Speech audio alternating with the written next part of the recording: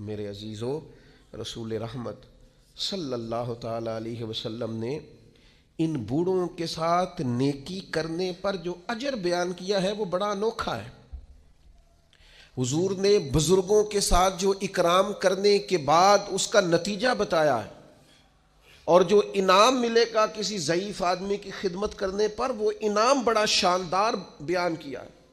آپ کبھی ترمذی شریف کی اس حدیث پر غور کریں، میں عرض کرنے لگا ہوں تو انسان تو بڑی ساری روحانی عروج پہ چلا جائے کہ یار حد ہو گئی، اتنا بڑا انعام ملے گا۔